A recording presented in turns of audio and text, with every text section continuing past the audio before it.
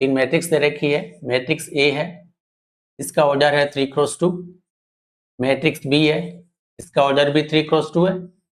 और सी है जिसका है ऑर्डर 2x3 है। साथ में ऑप्शन देखें तो इनके ट्रांसपोज ले रखे हैं। ए का ट्रांसपोज, तो किसी मैट्रिक्स का ट्रांसपोज जब निकालते हैं तो उसका ऑर्डर चेंज हो जाता है, कॉलम और रो चेंज हो जाते हैं। तो 3x2 है वो 2x3 हो जाएगा। बी का ट्रांसपोज 3x2 है तो ये भी 2x3 हो जाएगा। और सी का ट्रांसपोज निकालेंगे तो इसका ऑर्डर हो जाएगा 2x3 का उल्टा 3x2 हो जाएगा। अब यहाँ पे ध्यान दें तो जो सवाल पूछ रखे हैं, ऑप्शन दे रखे हैं 4। क्या ए का ट्रांसपोज और सी को जोड़ा जा सकता है? ए का ट्रांसपोज और सी क्या दोनों सेम ऑर्डर की है? 2x3 तो है, इसका मतलब जोड़ा जा सकता है। तो ध्यान रखना है, सेम ऑर्डर की मैट्रिक्स को हमेशा जोड़ते हैं तो वो परिभाषित होता है, ठीक है ना। इसका मतलब ये तो परिभाषित है, जबकि पूछा क्या है, कौन सा परिभाषित नहीं है। दूसरा ऑप्शन बी और बी का ट्रांसपोज, बी और बी सी का ट्रांसपोज, बी और सी का ट्रांसपोज क्या जोड़ा जा सकता है? बिल्कुल, 3x2 दोनों सेम ऑर्डर की है, जोड़ा जा सकता है। क्या ए का ट्रांसपोज और बी को जोड़ा जा सकता है? ए का ट्रांसपोज और बी को जोड़ा जा सकता है? बिल्कुल नहीं, क्योंकि यहाँ पे ये 2x3 ऑर्डर का है जबकि ये 3x2 ऑर्डर का है, तो ये दोनों सेम ऑर्डर की नहीं है। इसका मतलब इसको जोड़ेंगे तो वो परिभाषित नहीं है। तो यहाँ पे आंसर यही है, यहाँ पे जो आंसर वो यही है, यहाँ पे जो आंसर वो यही है। अब थोड़ा सा फिर ध्यान दो, चौथा ऑप्शन चेक कर ले। ए का ट्रांसपोज और बी का ट्रांसपोज क्या जोड़ा जा सकता है?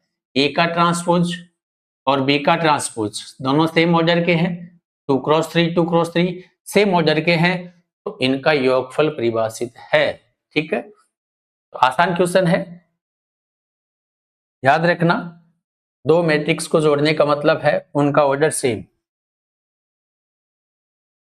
एडिशन के लिए क्या होना जरूरी है? दोनों मैट्रिक्स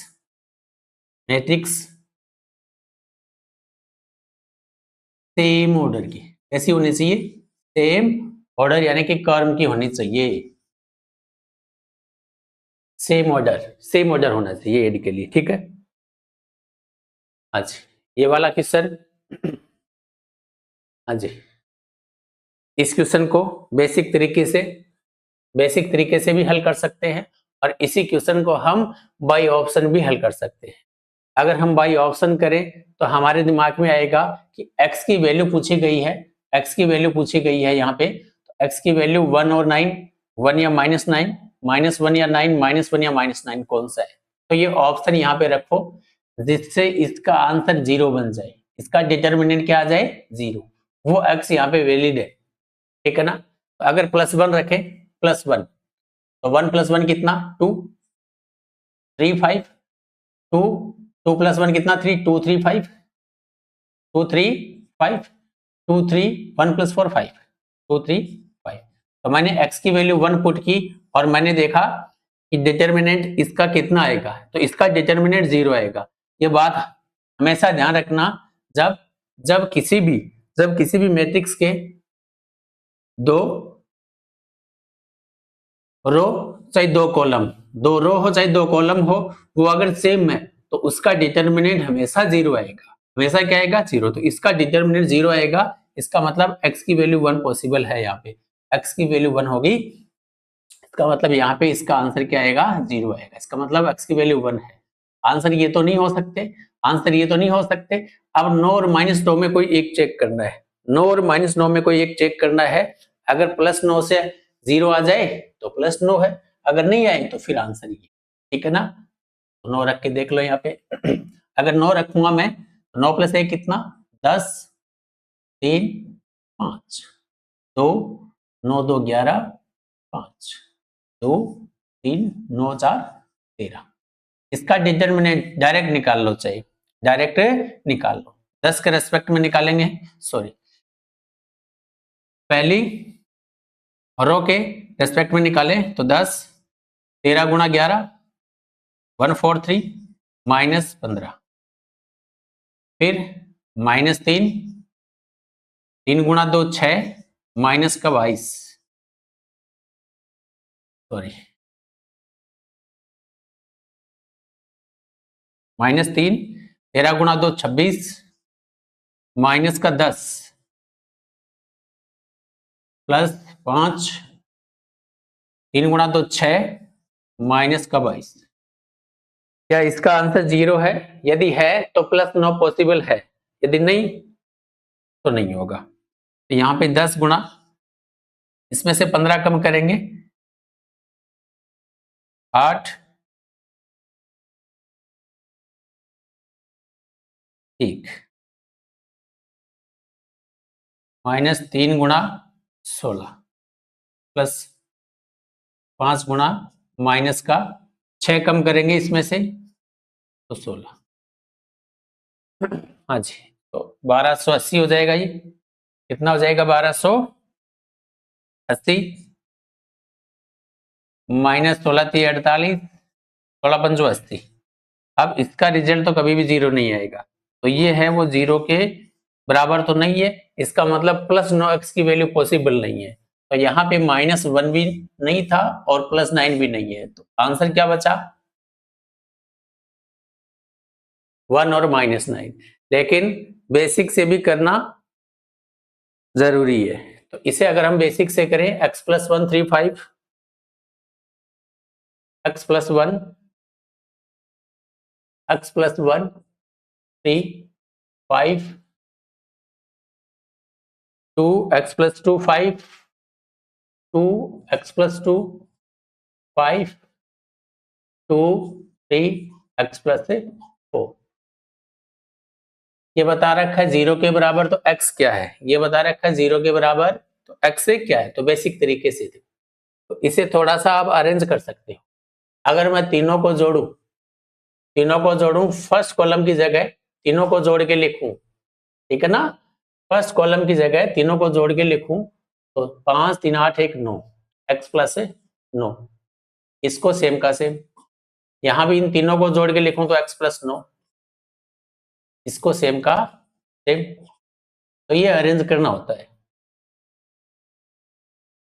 सेम का सेम। अब नेक्स्ट स्टेप में इसे एक्सपेंड करने से पहले अगर यहाँ पे देखूं तो तीनों जगह कॉमन आ रहा है। x + 9 अगर कॉमन ले लूं मैं तो क्या बचेगा? 1 1 1, 3x + 2 3, 5 5x + 4। अब चाहे डायरेक्टली इसको किसी भी रो या कॉलम के रेस्पेक्ट में एक्सपेंड कर दो, या फिर आगे और भी इसको अरेंज कर सकते हो। अगर मैं इसको अरेंज करूं तो इन दोनों का अगर डिफरेंस लूं, पहले वाले को सेम का सेम ले लो, 1 3 5 को सेम का सेम। इन दोनों का डिफरेंस कितना है, या इन दोनों का डिफरेंस 0, 3 माइनस ये करूंगा तो 1 - x, 5 - 5 0, इसकी जगह इन दोनों का डिफरेंस ले लो, 0 x - 1 5 1 - x बराबर। अब इसके रेस्पेक्ट में इसे, इस कॉलम के रेस्पेक्ट में इसे एक्सपेंड कर दो, तो x + 9 क्या हो जाएगा? 1 इंटू में 1 - x का होल स्क्वायर 0 बराबर में क्या? 0, और ये 0 बन जाएगा। अब यहाँ पे देखो x + 9 है वो भी 0 के बराबर है, एंड 1 - x का होल स्क्वायर वो भी 0 के बराबर है।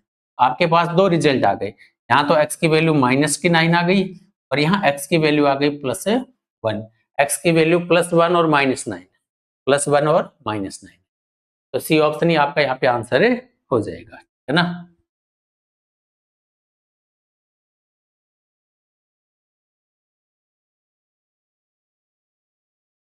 अच्छा, नेक्स्ट अगला क्वेश्चन। अच्छा, इस क्वेश्चन को देखो हल करना है। तो यहाँ पर अगर आपको, यहाँ पे अगर आपको एक थ्योरम का पता है, केली हैमिल्टन थ्योरम का, कोई स्क्वायर मैट्रिक्स, कोई भी स्क्वायर मैट्रिक्स मान लो ABCD, ए बी डी। तो यहाँ पर ए का स्क्वायर कर दो माइनस ट्रेस ए का इंटू में मैट्रिक्स ए प्लस ए का डिटर्मिनेंट इंटू में आई का मतलब आइडेंटिटी है, बराबर में क्या बनेगा 0, बराबर में क्या बनेगा 0। तो मैट्रिक्स ए का स्क्वायर मैट्रिक्स ए का ट्रेस इंटू में मैट्रिक्स ए या माइनस का चिन्ह होगा प्लस मैट्रिक्स ए का डिटर्मिनेंट इंटू में सेम ऑर्डर की आइडेंटिटी मैट्रिक्स, बराबर में क्या 0। ये हमेशा इसको सेटिस्फाई करेगा। तो इस आधार पे इस क्वेश्चन को बनाया गया है, इस आधार पे ही इस क्वेश्चन को बनाया गया है। अगर इसको हम इससे कंपेयर करें, मैट्रिक्स ए क्या दे रखी है आपको 1 2 2 3। इससे अगर हम इसको अरेंज करें तो इसका जो स्क्वायर वो क्या हो जाएगा ए स्क्वायर माइनस ट्रेस ए। मैट्रिक्स का ट्रेस कैसे निकालते हैं, ट्रेस ए मैट्रिक्स का ट्रेस कैसे निकालते हैं, मेन डायगोनल को जोड़ दो। मेन जो डायगोनल होते हैं ना, main diagonal A plus D ही यहाँ पे ट्रेस ए है, तो मेन डायगोनल यही होता है मैट्रिक्स का। तो इसको जोड़ दो तो यही इसका आंसर होगा, यानी कि ट्रेस होगा। तो यहाँ पे 3 प्लस 1 कितना 4 गुणा में मैट्रिक्स ए फिर प्लस मैट्रिक्स ए का डिटर्मिनेंट। मैट्रिक्स ए का क्या बताना आपको डिटर्मिनेंट। डिटर्मिनेंट कैसे निकालते हैं आपको बताइए, A into D minus B into सी।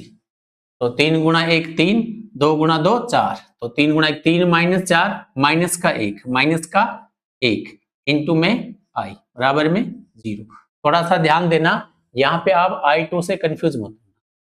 इस 2 का मतलब है यहाँ पे ये 2 क्रॉस 2 की मैट्रिक्स है, 2 क्रॉस 2 की क्या है एक मैट्रिक्स है। अब अगर इसको मैं -1 को I से गुणा करूं, -1 को I से गुणा करूंगा तो ये माइनस का ही बन जाएगा। यहाँ पे किसका बन जाएगा माइनस आई। अगर आप इसको कंपेयर कर लो, अगर आप इसको इससे कंपेयर कर लो तो k की वैल्यू आपके पास आ जाएगी, k की वैल्यू आपके पास आ जाएगी। कैसे, अब आपकी इसके आधार पे जो इक्वेशन दे रखी है वो लिख लो, ये हमने बनाई है इसके आधार पे। अब क्वेश्चन में दे रखी है वो a² minus KA minus I2 लिखो चाहे मत लिखो कोई फर्क नहीं।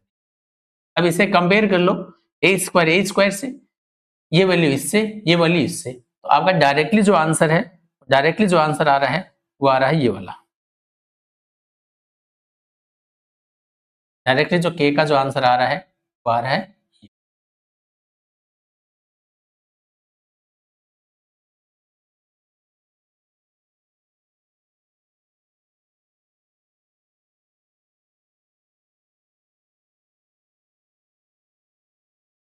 ठीक है। तो k की वैल्यू आएगी 4, k की वैल्यू कितनी आएगी 4, तो यहाँ k का मान 4 होगा। k का मान कितना होगा, k का मान 4 होगा। तो ये केली हैमिल्टन थ्योरम है कि इस आधार पे अगर ये 2 क्रॉस 2 की एक स्क्वायर मैट्रिक्स है तो इससे ये इक्वेशन बनेगी, ये हमेशा सेटिस्फाई होगी। तो मैंने इससे इक्वेशन बना ली इस आधार पे। फिर ये वाली इक्वेशन कहां से लेके आया, ये वाली इक्वेशन यहाँ क्वेश्चन में दे रखी है इसकी, और मैंने जो बनाई इसकी इन दोनों की तुलना की तो k की वैल्यू मेरे पास आ गई 4 प्लस का, या फिर इसको बेसिक तरीके से करते a² निकालते, बेसिक तरीके से करते a² निकालते माइनस KA माइनस I2 बराबर में क्या है 0। a क्या है यहाँ पे 1 2 2 3 1 2 2 3। अच्छा a² का मतलब है इसको गुणा करना 2 बार 1 2 2 3 माइनस k 1 2 2 3।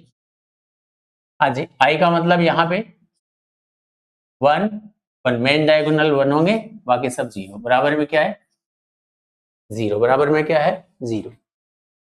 ये माइनस का उधर जाके किसका हो जाएगा प्लस का, और इसको इससे गुणा कर दो, इसको इससे गुणा कर दो तो 1 गुणा 1 1 और 2 गुणा 2 4, 4 प्लस 1 कितना 5, 1 गुणा 2 2, 2 गुणा 3 6, 6 प्लस 2 कितना 8, 2 गुणा 1 2, 3 दूनी 6, 6 और 2 8, 2 गुणा 2 4, 3 3 9, 9 4 13। इन दोनों का गुणा करेंगे तो ये स्क्वायर मैट्रिक्स ही बनेगी। माइनस ए का इसके अंदर गुणा कर सकते हैं, ये माइनस का उधर जाके किसका हो जाएगा, प्लस का। हाँ जी, अब वापस इन दोनों को भी ऐड करेंगे या फिर डायरेक्ट भी कर सकते थे, यहाँ इसको उधर ले जाने की आवश्यकता है नहीं, इधर करके भी कर सकते हैं। बराबर में क्या है, अब इनको सबको हल करो तो इसको सिंप्लीफाई करेंगे तो यहाँ पे देखो, यहाँ पे कॉरस्पॉन्डिंग एलिमेंट है वो ऐड हो जाएंगे, सब्ट्रैक्ट हो जाएंगे। तो इसका 5 है पहला एलिमेंट टॉप का, इसका 1 इंटू में माइनस के, तो माइनस के है, 1 इंटू में -1 बराबर में क्या है 0। तो यहाँ पे क्या हो जाएगा, ये माइनस का के उधर जाके प्लस का हो जाएगा, तो के की वैल्यू कितनी आ जाएगी, प्लस का 4। के की वैल्यू कितनी आ जाएगी, प्लस का 4। तो इस प्रकार से इस क्वेश्चन का आंसर बन जाएगा। ये बेसिक तरीका बता दिया, ये मैंने बता दिया, केली हैमिल्टन थ्योरम होती है वो याद रखना। हाँ जी, के का मान बताइए जिसके लिए निम्न समीकरण निकाय का अनिरर्थक हल हो, अनिरर्थक हल हो। अगर आप सिलेबस में देखोगे ना, अगर आप यहाँ सिलेबस में देखो तो यहाँ भी लिखा हुआ है देखो, 2 या 3 चर वाले रैखिक समीकरणों की संगति की जांच करो और उनके समाधान बताओ, सॉल्यूशन बताओ। तो यहाँ सिलेबस के अकॉर्डिंग ही क्वेश्चन पूछे जाते हैं, सिलेबस से बाहर कुछ भी नहीं है। अब क्वेश्चन क्या हो यहाँ पे,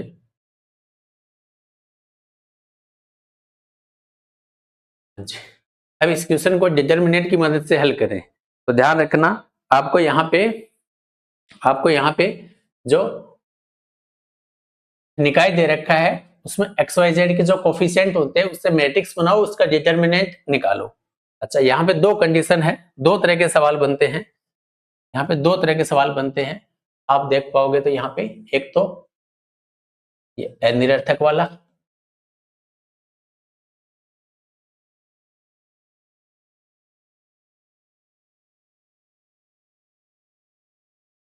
या इसे बोल देते हैं नॉन ट्राइवियल सॉल्यूशन, या दूसरा होता है यहाँ पे, एक तो होता है आपका निरर्थक, दूसरा होता है निरर्थक, यानी एक होता है ट्रिवियल और एक होता है नॉन ट्रिवियल। निरर्थक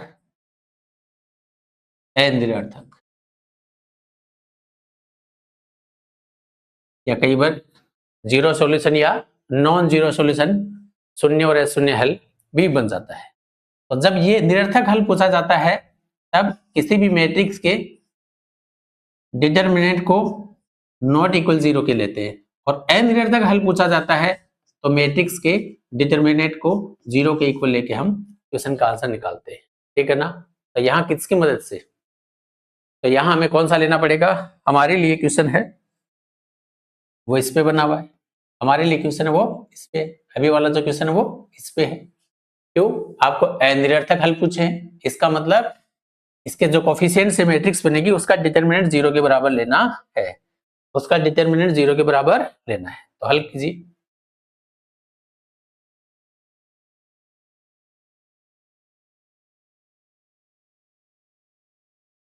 तो यहाँ पे 1k3 1k3 k22 k2 और 2 2 3 4 2 3 4 ये कोफिशिएंट है, और इनका जो डिटरमिनेंट है वो अगर बराबर 0 के लेंगे तो अनिरर्थक हल आएंगे। तो k के किस मान के लिए इसके अनिरर्थक हल होंगे, तो k का मान निकालना आपको, ठीक है ना। k का वह मान बताओ जिसके लिए इस निकाय के अनिरर्थक हल हो। ये कैसे निकालेंगे, इसे आपको एक्सपेंड करना है, तो चाहे एक रो के कॉलम या कॉलम के। तो 1 4 गुणा 2 8, 3 गुणा 2 6, 8 माइनस 6 कितना 2, माइनस के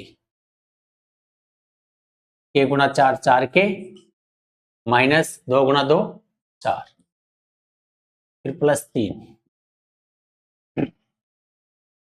3k माइनस का बराबर में क्या लेना है, बराबर में क्या लेना है 0।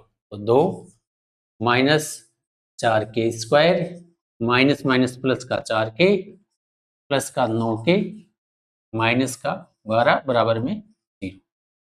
तो यहां से माइनस 4k उधर जाएगा प्लस का हो जाएगा, 9 4 13 माइनस का हो जाएगा, 12 में से 2 जाएगा माइनस का 10 उधर जाएगा प्लस का 10 हो जाएगा, बराबर में क्या हो जाएगा 0। तो क्वाड्रेटिक इक्वेशन है, इसको हम सोल्व कर सकते हैं सिर्फ धराशायी फॉर्मूले से या फिर फैक्टर मेथड से कर सकते हैं, आपकी इच्छा है। मैं डायरेक्ट निकालता हूँ। हाँ जी, minus B plus minus under root B का square minus 4a C divide में 2a डिवाइड में 2a प्लस का 13 प्लस माइनस अंडर रूट में 169 माइनस में 160 बटा में 8। तो 13 प्लस माइनस 9 का स्क्वायर रूट कितना होगा 3 बटे में कितना 8। तो 13 प्लस 3 कितना, 13 प्लस 3 कितना 16, 16 में 8 का भाग देंगे प्लस 2, 13 माइनस 3 कितना प्लस 10, 10 में 8 का भाग देंगे, 10 में 8 का भाग देंगे तो 5 बटा 4, 5 बटा 4। आपके सामने 2 और 5 बटे 4 आंसर है, 2 और 5 बटे 4, 2 और 5 बटे 2 और 5 बटे, ठीक है। तो ये भी आसान है, इसमें दो तरीके के क्वेश्चन बनते हैं, या तो निरर्थक हल की बात करता तो नॉट इक्वल 0 लेते हैं, अनिरर्थक हल की बात करता तो इक्वल में 0 लेते हैं। तो यहाँ पे अनिरर्थक हल है या इसे ही हम नॉन जीरो सॉल्यूशन बोल सकते हैं। नेक्स्ट क्वेश्चन, यदि मैट्रिक्स का वर्ग एक इकाई हो, इसका वर्ग एक इकाई हो तो कौन सा रिलेशन अल्फा बीटा गामा में होगा। तो इसका वर्ग यानी कि alpha beta gamma minus alpha, इसका वर्ग का मतलब क्या है, alpha beta gamma minus alpha, इसका वर्ग है वो किसके बराबर है, एक इकाई मैट्रिक्स के बराबर है 1 0 0 1। आज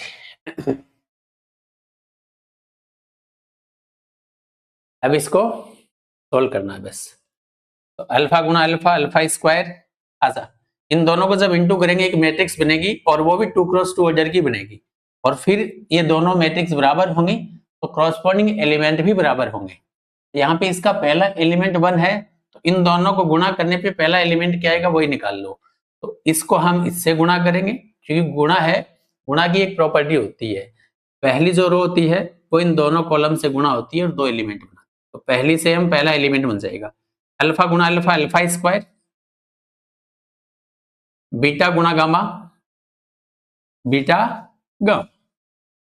तो ये इसका पहला एलिमेंट बनेगा और इसका पहला एलिमेंट 1 है तो बराबर में पहला एलिमेंट पहले एलिमेंट के बराबर होगा, ठीक है ना। तो लेफ्ट साइड का टॉप का है वो लेफ्ट साइड के टॉप के बराबर होगा, ये प्लस का 1 इधर आके किसका हो जाएगा माइनस का। तो अल्फा का square plus beta gamma minus 1 बराबर में क्या हो जाएगा 0। तो ये अल्फा बीटा और गामा में एक रिलेशन आ गया जिस ऑप्शन में नजर आ रहा है, alpha square plus beta gamma minus 1, alpha square plus beta gamma minus 1 बराबर में, तो ये इसका आंसर यूनिट सिस्टम का है। इसमें आपको मैंने इससे पहले वाली क्लास में भी बताया था। अच्छा, इसमें आपको अल्फा की वैल्यू पूछी गई है जिसके लिए इसके सॉल्यूशन है वो कैसे हो नॉन जीरो। तो ध्यान रखना है नॉन जीरो सॉल्यूशन के लिए एक्स वाई जेड के कोफिशिएंट का डिटर्मिनेंट 0 के बराबर लेते हैं। तो यहाँ पे तीनों ही इक्वेशन में एक्स वाई जेड के कोफिशिएंट लेने 1 1 minus 1 3 minus alpha minus 3 plus 1 minus 3 plus 1, और इसका जो डिटर्मिनेंट है अगर उसे हम कर ले किसके बराबर 0 के बराबर, तो इसके जो सॉल्यूशन आएंगे वो नॉन जीरो ही होंगे। तो अल्फा का मान क्या होना चाहिए वो निकालना है। अब यहाँ इसको एक्सपेंड करेंगे तो अल्फा आ जाएगा, लेकिन एक्सपेंड करने से पहले इसको हम थोड़ा सा छोटा रूप दे सकते हैं। यहाँ पे ध्यान दो तो इन दोनों का डिफरेंस करें तो 0 हो जाए और इन दोनों को ऐड करें तो भी 0 हो जाए। तो फर्स्ट वाले कॉलम को तो सेम का सेम लिख रहा हूँ 1 3 1। अब सेकंड वाले कॉलम को चेंज कर रहा हूँ, इसके लिए मैं सेकंड और फर्स्ट को डिफरेंस ले रहा हूँ। तो 1 माइनस 1 कितना 0, 3 माइनस माइनस अल्फा तो 3 प्लस अल्फा, 1 माइनस माइनस 3 तो प्लस 4। अब ध्यान क्या रखना है, जैसे ही मैं इस तीसरे वाले कॉलम को भी चेंज करना चाहता हूं तो इसको चेंज करने के लिए अब मैं इसकी मदद नहीं लूंगा, कारण सेकंड वाले कॉलम को मैं चेंज कर चुका हूं। जिसको चेंज कर दिया वो आगे ऑपरेशन में काम नहीं आता, ये रूल होता है। अब इसको चेंज करने के लिए इसी की या फिर फर्स्ट वाले की मदद ले सकते हैं, ठीक है ना, ध्यान रखना है। तो माइनस 1 और प्लस 1 0 होता है, तो इन दोनों को जोड़ दो। तो 1 माइनस 1 को जोड़ेंगे तो 0, 3 माइनस 3 को जोड़ेंगे तो भी 0, और 1 को और 1 से जोड़ेंगे तो 2 बराबर में क्या 0। अब इसको एक्सपेंड कर दो फर्स्ट वाली रो के रिस्पेक्ट में। तो यहाँ पे 1 है, इंटू में आ जाएगा 3 plus alpha into 3 plus alpha into में 2, तो कितना आ जाएगा 6 प्लस 2 अल्फा, 6 प्लस 2 अल्फा। फिर 4 इंटू 0 करेंगे तो 0 आएगा, उसको लेना नहीं, बराबर में, क्योंकि 0 0 के लिए 0 जाएगा, बराबर में क्या आएगा 0। तो यहाँ से अल्फा की वैल्यू क्या आ जाएगी, प्लस का 6 उधर जाएगा माइनस का हो जाएगा, 2 से डिवाइड होगा 6 तो माइनस का 3 आ जाएगा। तो आपके पास जो आंसर आएगा वो आएगा -3, -3 आपका आंसर आएगा। नेक्स्ट, इसमें भी डिटरमिनेंट का ही क्वेश्चन है, ए का मान बताना है। यहां पर एबीसी है, इसको अगर संख्या के रूप में ले ले, आपकी जो एबीसी की वैल्यू है उसको अगर 1 मान ले तो डिटरमिनेंट कैसा दिखेगा, जहां जहां एबीसी वहां 1 रख दो। तो ये माइनस अलग है, ए स्क्वायर अलग है, तो ए का स्क्वायर 1 का स्क्वायर 1 ही होगा, माइनस चिन्ह साथ में लगेगा, -1 1 plus 1 plus 1 minus 1 plus 1 1 1 minus 1। अच्छा, बराबर में क्या है के इंटू में ए स्क्वायर, 1 का स्क्वायर 1, 1 का स्क्वायर 1, 1 का स्क्वायर 1, तो एबीसी का स्क्वायर 1 हो जाएगा तो के ही बचेगा। अब यहाँ पे इसको एक्सपेंड करेंगे तो के की वैल्यू आ जाएगी। अगर इसको हम विस्तार करेंगे तो के का मान आ जाएगा, लेकिन विस्तार करने से पहले इसको थोड़ा सा आसान बना सकते हैं। कैसे, इन दोनों को ऐड करेंगे तो 0 बन जाएगा, ठीक है ना। तो यहाँ पे फर्स्ट वाली रो को तो सेम का सेम ले लो, सेकंड की जगह क्या करना है, फर्स्ट और सेकंड का एडिशन लेना है। तो -1 प्लस 1 0, प्लस 1 माइनस 1 को जोड़ेंगे तो 0, 1 प्लस 1 करेंगे तो 2 आ जाएगा, 1 प्लस 1 करेंगे तो क्या जाएगा 2, 1 प्लस 1 करेंगे 2। अब ध्यान क्या रखना है, तीसरे वाली को अगर चेंज कर रहा हूं मैं तो उसके लिए इसकी मदद नहीं लूंगा सेकंड वाली रो की, क्योंकि सेकंड वाली रो को मैंने चेंज कर दिया, तो चेंज हो चुका वो आगे ऑपरेशन में काम नहीं आएगा। अब इसको चेंज करने के लिए केवल इसी की या फिर फर्स्ट वाली की मदद ले सकता हूँ। तो इन दोनों को जोड़ूंगा तो भी 0 बन जाएगा, 1 प्लस 1 क्या हो जाएगा 2, -1 प्लस 1 को जोड़ूंगा तो क्या हो जाएगा 0, बराबर में क्या है 1। अब इसको एक्सपेंड कर दो, अब इसको एक्सपेंड कर दो, अच्छा फर्स्ट वाले कॉलम के रेस्पेक्ट में कर दो। तो -1 इंटू में क्या आ जाएगा 0 इंटू 0 0, -2 इंटू 2 क्या आ जाएगा 4। अब इन दोनों के रेस्पेक्ट में तो 0 बनना वो लेना नहीं, बराबर में क्या है k, बराबर में क्या है k। तो -1 इंटू -4 प्लस 4 प्लस है 4, तो k की वैल्यू आपकी यहाँ पे आ जाएगी प्लस है, k की वैल्यू क्या आ जाएगी आपके यहाँ पे प्लस का 4, प्लस का 4, तो +4 इसका आंसर हो जाएगा। आसान है। नेक्स्ट क्वेश्चन, अच्छा इसमें आपको दो मैट्रिक्स दे रखे पी और क्यू, और क्वेश्चन स्टेटमेंट के रूप में पूछ रखे। तो स्टेटमेंट में क्या है, पी क्यू एक मैट्रिक्स है, क्यूपी भी एक मैट्रिक्स है। तो आपको क्या करना है, यहाँ पे सबसे पहला काम ये है कि एबीसी को यहाँ पे हटाओ, एबीसी को यहाँ से हटाओ और एबीसी की जगह 1 रख लो, 0 मत रखना, क्योंकि 0 रखने पे सब कुछ समान हो जाएगा, सब 0 0 हो जाएगा, 1 रखो। तो 0 1 -1, तो मैट्रिक्स भी कैसे दिखेगी अब 0 1 -1 -1 0 +1 -1 0 +1 0 -1 +1 -1 0। अब क्यों कैसे देखेंगे, यहाँ हर जगह 1 हो जाएगा, एबीसी का मान 1 रखेंगे तो हर जगह क्या हो जाएगा 1। तो जो दूसरी मैट्रिक्स है क्यू, उसमें एबीसी की वैल्यू 1 लेने से हर जगह 1 ही बन जाएगा, हर जगह क्या बन जाएगा 1। आपसे सवाल स्टेटमेंट है वो, जो मैट्रिक्स है एक है पी क्यू और एक है क्यूपी, का मतलब आपको पी और क्यू को और क्यू और पी को गुणा करना पड़ेगा। तो पी को जब क्यू से गुणा करेंगे तो इसका जो फर्स्ट वाली रो है, फर्स्ट कॉलम से पहला एलिमेंट बनाएगी, फर्स्ट को अगर सेकंड कॉलम से तो दूसरा, और फर्स्ट को यदि थर्ड से बनाएंगे तो तीसरा एलिमेंट आएगा ऊपर का। तो यहाँ पे 0 1 -1 को जब इससे गुणा करते हैं तो रिजल्ट 0 ही आता है। तो 0 × 1 0 +1 × +1 +1 -1 × +1 -1, तो जोड़ेंगे तो 0 बनेगा। तो इस प्रकार यहाँ पे p को q से जब गुणा करेंगे तो सारे एलिमेंट आपको 0 0 ही नजर आएंगे। सारे एलिमेंट कैसे नजर आएंगे 0 0 और 0। इसका मतलब पी क्यू है वो एक शून्य मैट्रिक्स है, पी क्यू है वो एक शून्य मैट्रिक्स है। ऐसे ही जब क्यू को पी से गुणा करेंगे, इसका जो फर्स्ट वाला रो है इसके कॉलम से गुणा होगा तीनों से, तो ऊपर वाले तीनों एलिमेंट आएंगे। तो 1 1 1 को जब 0 -1 1 से गुणा करेंगे तो रिजल्ट आएगा 0। फिर वापस 1 1 को अगर इससे गुणा करेंगे तो भी 0 आएगा, वापस इसको इससे गुणा करेंगे 0 आएगा। इस प्रकार क्यू को पी से गुणा करने पे जो मैट्रिक्स बनेगी उसके भी सारे एलिमेंट 0 0 ही बनेंगे। कैसे बनेंगे 0 0 0 ही बनेंगे। इस प्रकार चाहे पी क्यू हो चाहे क्यू पी, दोनों ही शून्य मैट्रिक्स है, दोनों ही कैसी है शून्य मैट्रिक्स है। अब आ जाओ स्टेटमेंट पे, क्या है पहला स्टेटमेंट, पी क्यू एक नल मैट्रिक्स है, शून्य मैट्रिक्स है, बिल्कुल सही बात है। क्यूपी है वो एक आइडेंटिटी मैट्रिक्स है, तो ये एक आइडेंटिटी नहीं है, ये एक शून्य मैट्रिक्स है, तो ये वाला गलत है। पी क्यू और क्यूपी बराबर है क्योंकि दोनों क्या है शून्य मैट्रिक्स, ये भी सही है। तो इस प्रकार आपके कथन फर्स्ट और थर्ड सही है। तो कौन सा करेक्ट है ये पूछा गया है, तो आपके कथन फर्स्ट और थर्ड क्या है सही है। द एडजॉइंट ऑफ मैट्रिक्स, तो किसी भी मैट्रिक्स का एडजॉइंट निकालना है तो एक आसान तरीका आपको बताता हूँ। एडजॉइंट के लिए क्या होता है, उस मैट्रिक्स के प्रत्येक एलिमेंट के कोफैक्टर निकालने होते हैं, उस कोफैक्टर की जो मैट्रिक्स बनती है उसका ट्रांसपोज करेंगे ना, वो होगा एडजॉइंट मैट्रिक्स का।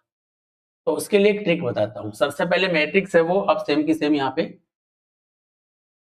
1 1 1 2 5 7 2 1 -1। अब करना क्या है आपको, फर्स्ट वाले जो दो कॉलम है, फर्स्ट वाला कॉलम है उसको रिपीट करना है इसके आगे, फिर इसके आगे सेकंड वाले को, तो फर्स्ट और सेकंड को रिपीट कर देना। ये 3 × 3 की जो मैट्रिक्स होती है उसके लिए।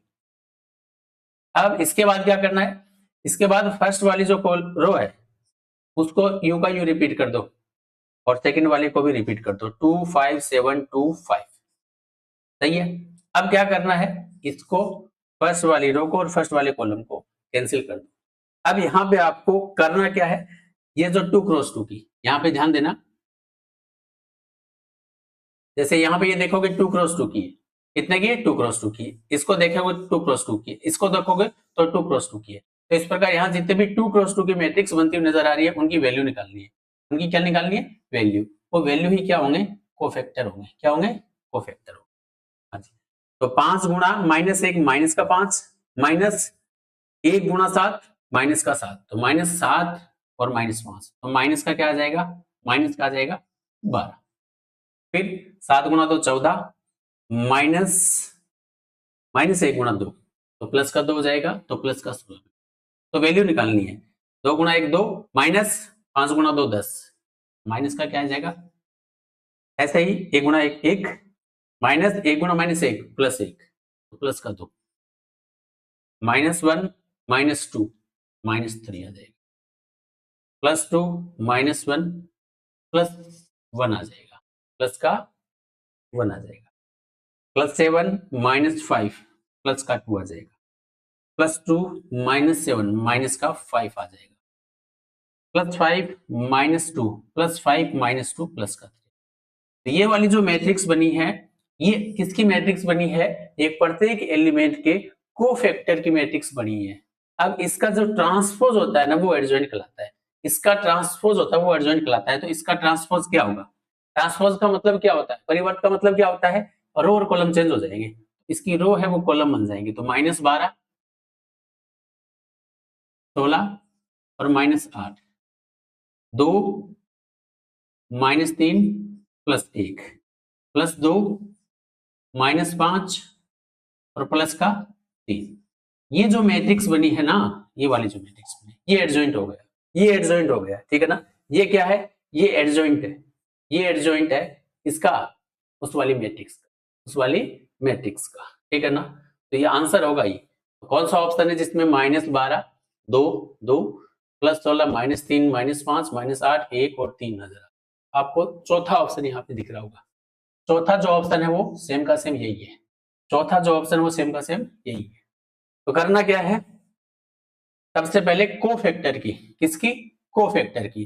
वैसे तो बेसिक क्या होता है, सबसे पहले क्या निकालते हैं? प्रत्येक एलिमेंट की माइनर निकालते हैं।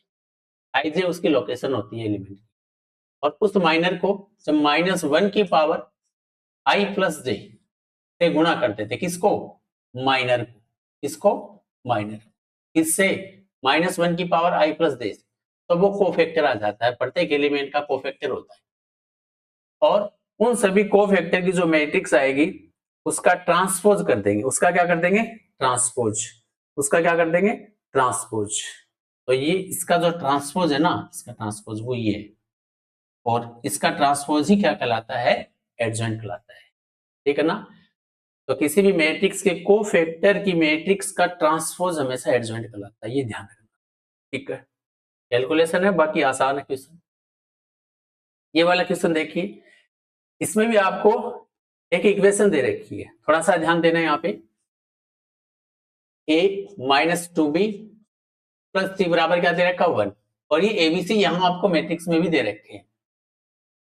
और चार ऑप्शन में किसको, ये जो सत्य आपको सिलेक्ट करना है, पे कौन सा ट्री वो सिलेक्ट करना है। तो यहाँ पे एज्यूम कर लो, एबीसी की वैल्यू एज्यूम कर लो, कोई आसान नंबर ए सी की। तो बी का मान 0, सी का मान भी 0 ले लो, ए का मान सॉरी बी और सी 0 रखोगे तो ए की वैल्यू 1 आ जाएगी। ए की वैल्यू क्या आ जाएगी? 1। तो ये हमने एज्यूम किया है और ये अपने आप आए थे, ठीक है ना। अब एबीसी एज्यूम कर लिया, यहाँ पे एक्स नजर आ रहा है, उस एक्स को भी अपनी तरफ से एज्यूम कर सकते हो, कोई भी नंबर 2, -2 जो आसान लगे। जैसे यहाँ पे x की वैल्यू -2 लेंगे तो ये 0 हो जाएगा, अगर -3 भी लेंगे तो ये 0 हो जाएगा, -4 लेंगे तो ये भी 0, -1 लेंगे तो ये भी 0। कोई सा भी मान मान सकते हो x का। x की वैल्यू आप -1 भी ले सकते हो, ठीक है ना, +1 भी ले सकते हो, कोई भी मान मान लो यहाँ पे। अब ये वैल्यू वहां पे रखो, इसमें डिटर्मिनेंट। अच्छा, x की जगह आप ऐसा करो, x की जगह 0 ले लो, वो ज्यादा आसान है, क्योंकि 0 लेने से x का मान, 0 लेने से सब कुछ 0 तो नहीं होता, तो 0 भी कर सकते हो, -1 भी कर सकते हो, ध्यान रखना। x का मान 0 ही ले लो यहाँ पे। तो 0 + 1 1, क्योंकि a की वैल्यू 1 है, b की वैल्यू 0 + 0 0, 0 + 0 0, 2 3 4 1 2 3। इसका मान निकालो कितना आएगा, कोई आंसर। अगर पहले वाले कॉलम के रिस्पेक्ट में इसको हल करें तो 1, 3 × 3 कितना आ जाएगा? 9, -4 × 2 कितना आ जाएगा? 8। आंसर कितना आ रहा है? 1 × 1। आंसर कितना आ रहा है? 1। आपका उत्तर क्या आया यहाँ पे? प्लस का 1। क्या आया है? प्लस का 1। तो +1 ही इसका आंसर होगा, +1 ही इसका आंसर होगा। तो यहाँ पे x का मान चाहे कुछ भी ले लो, मैंने 0 लिया था, मैंने क्या लिया था? 0, क्योंकि यहाँ पे आंसर 1 आ रहा है तो कांस्टेंट में आ रहा है। तो x का मान 50 लोगे तो भी 1 आएगा, -50 लोगे तो भी +1 आएगा। तो यहाँ पे इस तरीके से इसका आंसर हम निकाल सकते हैं। तो इसमें पूछा गया है कि इस डिटर्मिनेंट की जो वैल्यू है वो नेगेटिव हो, कैसी हो? ऋणात्मक हो। एबीसी क्या हो सकते हैं? 4 ऑप्शन से आपको सिलेक्ट करना है। अब यहाँ पे अगर आप इसको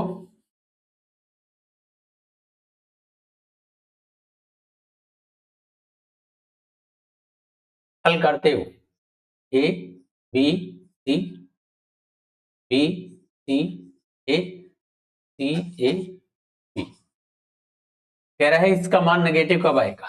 तो सबसे पहले अगर इस डिटरमिनेंट को आप सॉल्व करोगे, चाहे किसी भी रो या कॉलम के रिस्पेक्ट में इसे एक्सपेंड करो, इसका विस्तार करो, तो आपके सामने जो रिजल्ट आएगा वो आएगा minus A cube plus B cube plus C cube minus 3 into A B सी।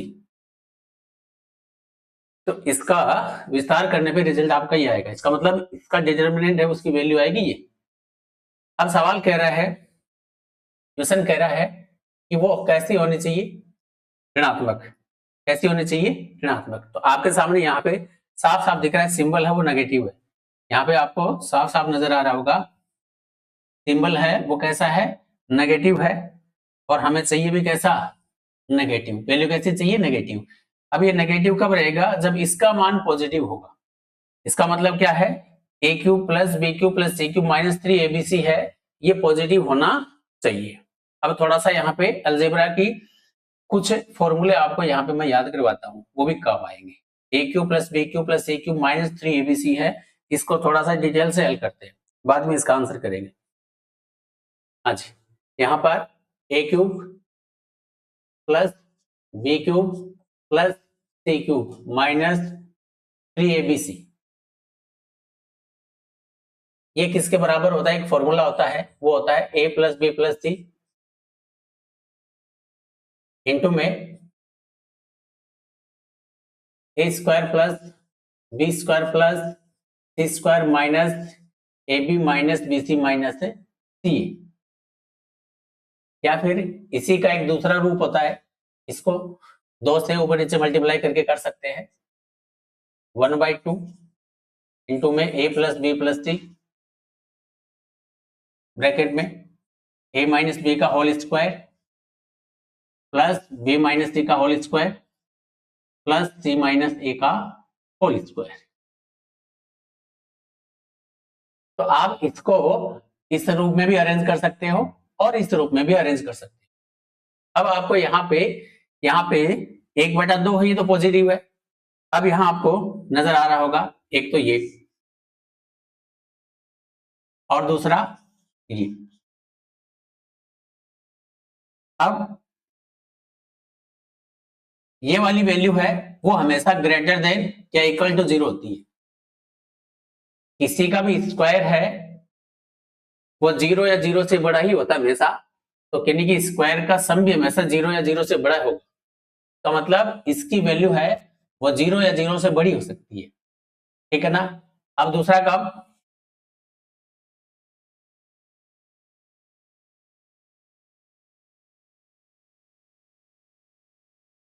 इसकी वैल्यू ग्रेटर देन 0 कब होगी और इक्वल टू 0 कब होगी वो और बता देता हूं। इसका मान 0 तभी होगा जब एबीसी बराबर होंगे। तो बराबर 0 का मतलब है यहाँ पे ए बराबर बी बराबर क्या है, सी।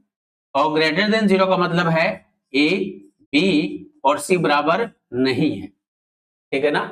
तो क्या याद रखना है, इसका ये फॉर्मूला होता है, इसी को अरेंज करके दूसरा रूप में हम चेंज कर सकते हैं। इसके 2 फैक्टर आपको नजर आ रहे हैं, 1/2 तो कांस्टेंट है और पॉजिटिव है। एक तो A plus B plus C, एक है ब्रैकेट में आपको ए माइनस बी का whole square plus B minus C का whole square plus C minus A का होल स्क्वायर। इसका मान हमेशा किसी का भी स्क्वायर हो, किसी का भी स्क्वायर हो या स्क्वायर का सम हो, वो हमेशा 0 या 0 से बड़ा होता है। 0 कब होगा, जब एबीसी बराबर होंगे। यहाँ पे एबीसी जब भी बराबर होंगे तो इसका रिजल्ट हमेशा 0 आएगा। तो मतलब 0 की कंडीशन है तीनों का बराबर होना, और 0 से बड़ा होने की कंडीशन है एबीसी तीनों डिफरेंट, तीनों ही डिस्टिंक्ट यानी अलग अलग होने चाहिए, तीनों असमान होने चाहिए, ठीक है ना। हाँ जी, अब आ जाओ इसमें, अब आ जाओ इसमें। इसका मान a प्लस बी प्लस सी है, इसका मान क्या हो सकता है, नेगेटिव भी हो सकता है, 0 भी हो सकता है, पॉजिटिव भी हो सकता है। भाई a प्लस बी प्लस सी है, इन तीनों का जो योगफल है वो नेगेटिव भी हो सकता है, इन तीनों का योगफल 0 भी हो सकता है, इन तीनों का योगफल वो पॉजिटिव भी हो सकता है, वो यहाँ पे कुछ भी हो सकता है। लेकिन अब ऑप्शन के हिसाब से हम चले और क्वेश्चन के अकॉर्डिंग चले तो कौन सा लेना है, और इसका मान हमेशा क्या होगा, या तो पॉजिटिव होगा या 0 होगा। अब ध्यान दो, अब ध्यान दो, क्योंकि हमें नेगेटिव मान चाहिए। इसके मान कैसे चाहिए, नेगेटिव। जब जीरो लेंगे तो इस पूरे का रिजल्ट जीरो आ जाएगा, इसका मतलब ये भी जीरो हो जाएगा। जब ये जीरो हो जाएगा तो इसका डिटरमिनेंट जीरो आ जाएगा। अब जीरो ना तो पॉजिटिव होता ना नेगेटिव होता, इसका मतलब इसको जीरो तो लेना ही नहीं है, इसको जीरो तो लेना ही नहीं है। अब आ जाओ यहाँ पे, इसका मतलब हमारे क्वेश्चन के लिए ये वाली वैल्यू और ये जीरो वाली वैल्यू दोनों ही कैंसिल हो गई। इसका मतलब एबीसी बराबर ले ही नहीं सकते, एबीसी को अलग अलग लेना पड़ेगा। लेकिन क्या, अब ध्यान देना, इसको हम क्या है, इसके हमने दो फैक्टर किए, ये और ये, इसको हम क्या ले सकते हैं, यहाँ एबीसी तीनों अलग अलग लेंगे, लेकिन तीनों अलग अलग लेने पे रिजल्ट तो हमेशा पॉजिटिव है। अब इसकी बारी है, इसमें से माइनस का ले या प्लस का, इसका मान नेगेटिव नहीं ले सकते, क्योंकि इसका मान नेगेटिव लेंगे तो नेगेटिव को पॉजिटिव से इंटू करेंगे तो पूरा नेगेटिव आ जाएगा, और इसका मान अगर नेगेटिव आएगा तो नेगेटिव नेगेटिव से इंटू होगा वो पॉजिटिव हो जाएगा। इसका मतलब इसका मान हमें रखना कैसा है, पॉजिटिव। और इसका मान पॉजिटिव कब आएगा, जब हम यहाँ पे कौन सी वैल्यू लेंगे, a प्लस बी प्लस सी का मान है वो पॉजिटिव लेंगे, और साथ में ये बात भी पॉजिटिव के साथ में ये बात भी, तीनों मान कैसे लेने हैं, अलग अलग लेने हैं। तीनों मान कैसे लेने हैं, अलग अलग। इसका मतलब एबीसी का योगफल पॉजिटिव होना चाहिए और एबीसी है वो तीनों डिफरेंट भी होने चाहिए। तो यहाँ पे आंसर आ गया आपका, एबीसी है वो हमें धनात्मक लेने हैं। एबीसी हमें कैसे लेने, धनात्मक। तो थोड़ा सा अच्छे से इसको पढ़ना है, कई अलजेब्रा के आइडेंटिटी फॉर्मूले भी यहाँ आपको याद हो जाएंगे, ठीक है ना। तो एबीसी है वो धनात्मक होंगे और तीनों डिफरेंट होंगे। ये भी यहाँ क्वेश्चन बन सकता था कि ए बी और सी है वो तीनों बराबर नहीं हो सकते। मान लो तीनों बराबर होते तो हर जगह 1 1 होता और इसका आंसर फिर 0 बन जाता। तो एबीसी बराबर लेने पे आंसर 0 आएगा, ठीक है ना। जबकि एबीसी अगर अलग अलग लेंगे, साथ में एबीसी धनात्मक लेंगे, तो इसका आंसर हमेशा नेगेटिव आएगा। कैसा आएगा, नेगेटिव। समझ गए होंगे। ये नेगेटिव रखना है तो इसको पॉजिटिव लेना पड़ेगा। ये पॉजिटिव कब होगा, तो मैंने समझा दिया। ये पॉजिटिव होगा जब इन तीनों का योगफल पॉजिटिव हो और तीनों नंबर अलग अलग हो। तीनों नंबर कैसे हो, अलग अलग हो, और तीनों के तीनों नंबर कैसे हो, पॉजिटिव हो, तो हमेशा एबीसी का योगफल पॉजिटिव होगा, हमेशा। अगला क्वेश्चन, अच्छा ये वाला क्वेश्चन है। इसमें अगर देखें तो बेसिक तरीके से करेंगे तो कैलकुलेशन बहुत ज्यादा है, लेकिन एक तरीका आपको मैं बताता हूं, क्योंकि आपको यहाँ पे जो पूछा गया है,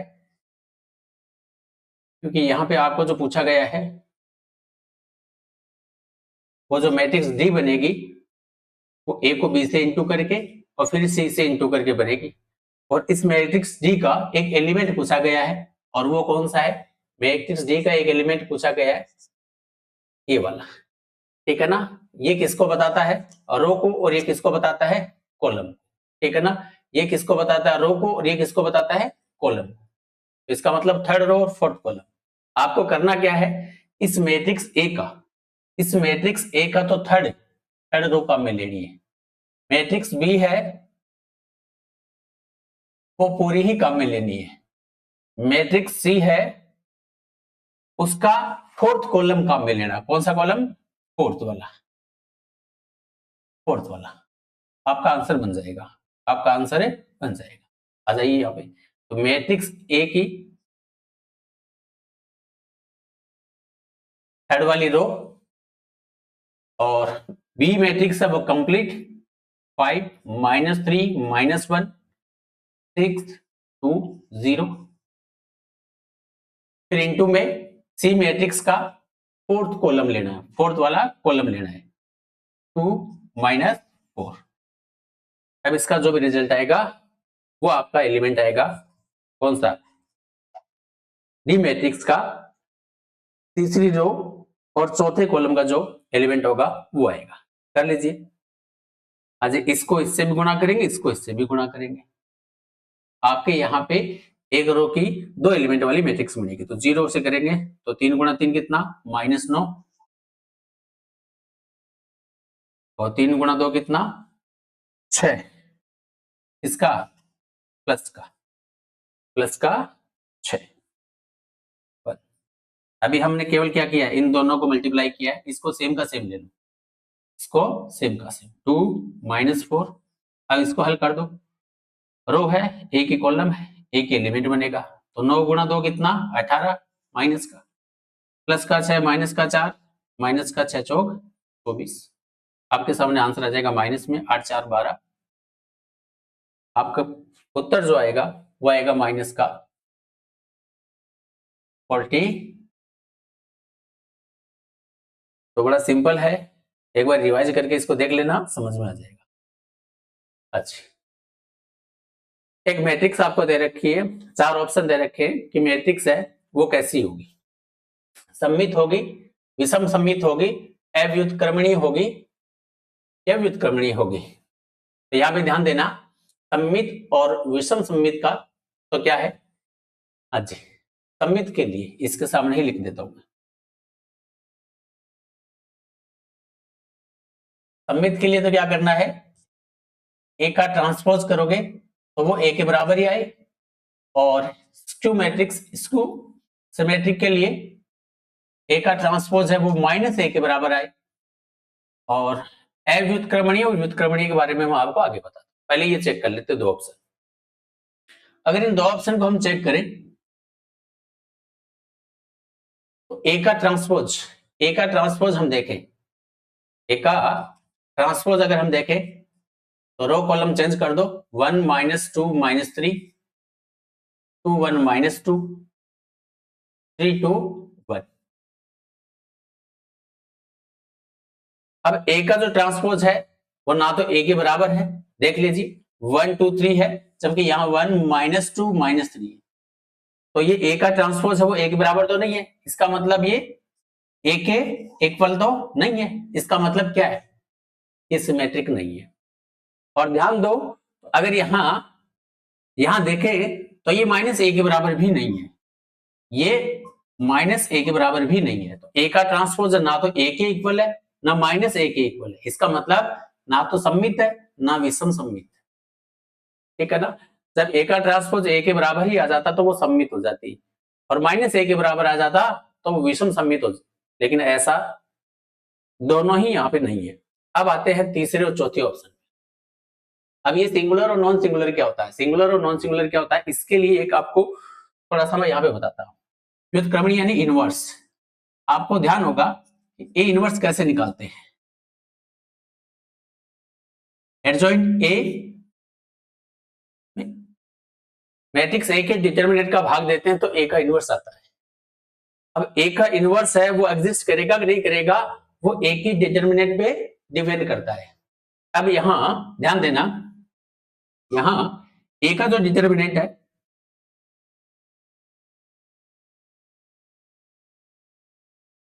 ए का जो डिटरमिनेंट है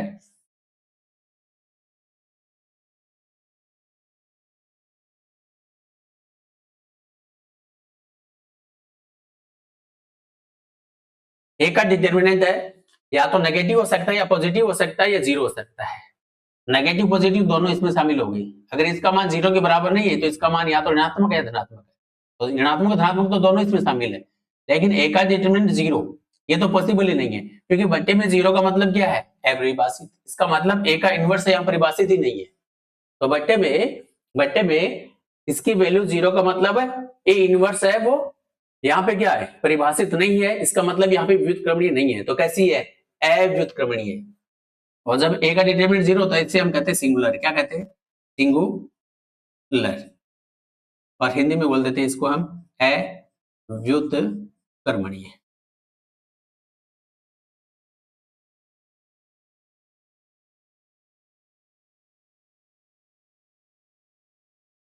और जब ए का डिटरमिनेंट है वो नॉट इक्वल जीरो होता है तो यहाँ पे हम बोलते हैं नॉन सिंगुलर, नॉन सिंगुलर।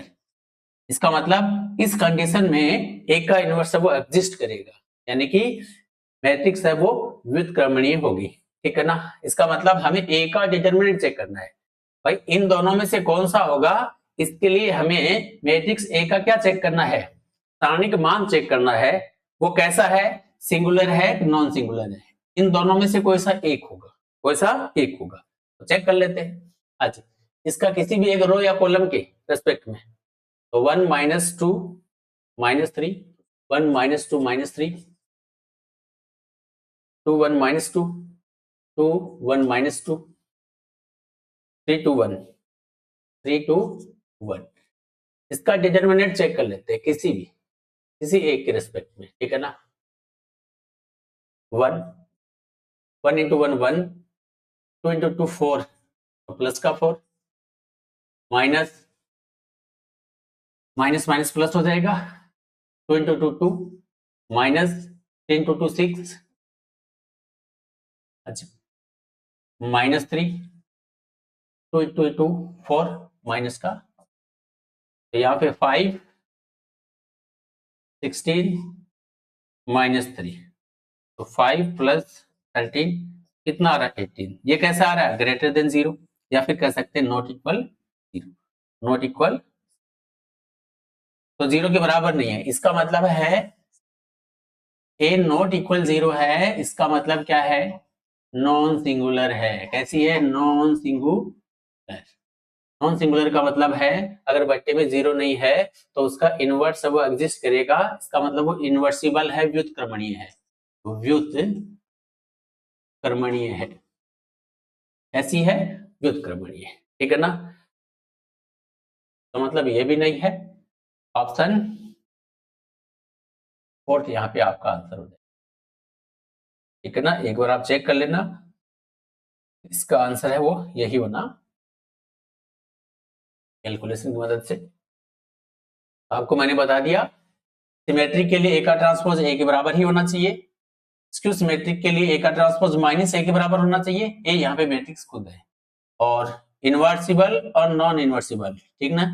व्युत्क्रमणीय और अव्युत्क्रमणीय के लिए हमेशा इसको ध्यान में रखना है। ए का इनवर्स कब एग्जिस्ट करेगा, जब इसका डिटर्मिनेंट है वो 0 नहीं होगा, इसका मतलब नॉट इक्वल 0 होगा, तब हमेशा ए इनवर्स निकाला जाएगा, वो व्युत्क्रमणीय होगा। और अव्युत्क्रमणीय कब होगा, जब डिटर्मिनेंट 0 आ जाए, तो उसको हम सिंगुलर बोलते हैं, या हिंदी में अव्युत्क्रमणीय ही बोल देते हैं, ठीक है ना। अगला क्वेश्चन, हाँ जी, यहाँ पर आपको दो चर वाले तीन रैखिक समीकरण दे रखे हैं और पूछा है कि k का मान बताइए जब इसके निकाय है संगत हो। निकाय कैसे हो, संगत हो, कंसिस्ट। हाँ जी, संगत के लिए हम इसका डिटरमिनेंट 0 लेते हैं, किसका, कोफिशिएंट का और कांस्टेंट टर्म का। कोफिशिएंट एक्स वाई के कोफिशिएंट और कांस्टेंट, तो 2 3 5, 2 3 5 क्या है कांस्टेंट, 1 प्लस के 5 के माइनस 12 माइनस 14, इसका डिटर्मिनेंट बराबर अगर 0 ले ले, क्या ले ले, 0, ये तीनों के तीनों इक्वेशन होंगी, इसके निकाय है वो संगत होंगे। कैसे होंगे, संगत होंगे। तो असंगत के लिए 0 लेते हैं और असंगत के लिए नॉट इक्वल 0 लेते हैं, बस। अब इसको हल करना है, किसी भी एक रो या कॉलम के रेस्पेक्ट में हल करना है। तो 2 फर्स्ट रो के, तो 2 माइनस का 14 के माइनस का प्लस का 60, फिर माइनस 3 माइनस 3, अच्छा 14 माइनस का 5 के, माइनस का 14 माइनस का 5 के प्लस 5 माइनस का 12 माइनस का के स्क्वायर, माइनस का 12 माइनस का के इंटू के स्क्वायर, फिर माइनस का चिन्ह लगेगा। बराबर में क्या लेना है, 0, बराबर में क्या लेना है, 0। बस अब इसको हल कर लो, माइनस का 20 के 120 माइनस माइनस क्या हो जाएगा, प्लस,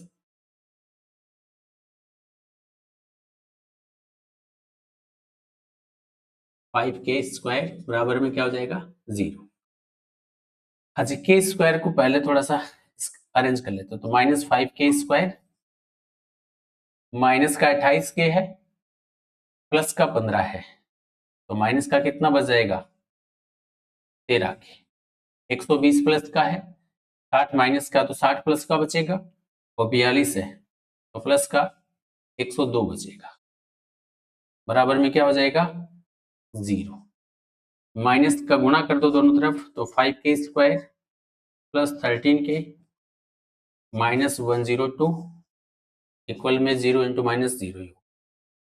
अब इसके फैक्टर कर लो या सिर्फ जरा सारी फॉर्मूले से वैल्यू निकाल लो। तो ए का मान 5 है, बी का मान 13 है, सी का मान माइनस 102 है। तो minus B plus minus under root B square minus 4 A C.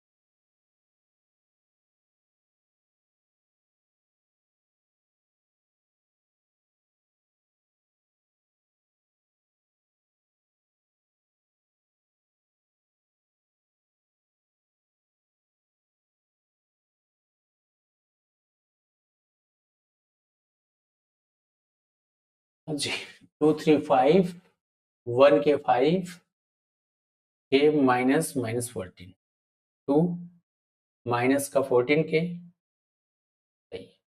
Minus 3 minus का 14 माइनस का 5 के प्लस 5 माइनस का और माइनस का के स्क्वायर।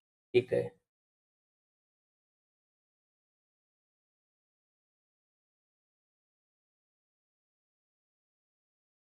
ठीक है, ठीक है,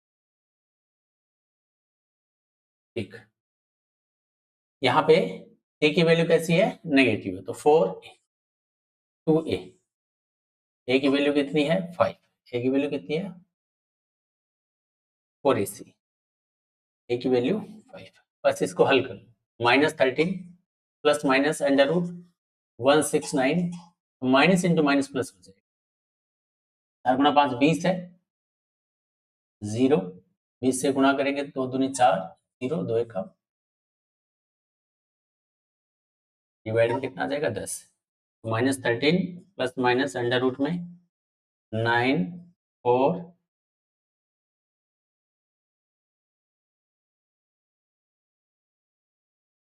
9 प्लस 0 9 6 प्लस 4 10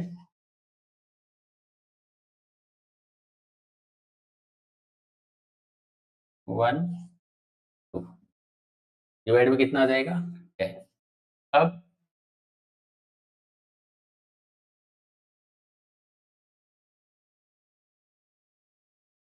इक्कीस 09 है, इसका स्क्वायर रूट कितना होगा? 2109 है, इसका स्क्वायर रूट कितना होगा? तो 2109 किसके बीच में आएगा? 40 43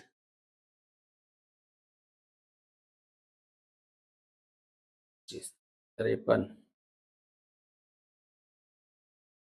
53 का स्क्वायर कितना होगा? 3 का स्क्वायर 9 5 3 15 15 दूनी 30 25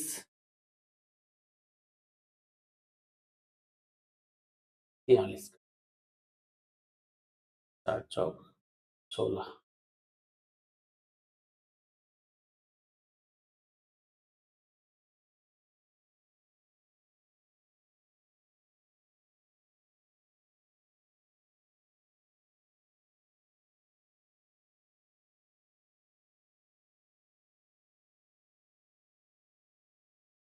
फिर जैसे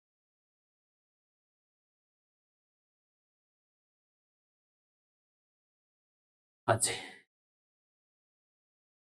तो यहाँ पर 16 के नजदीक है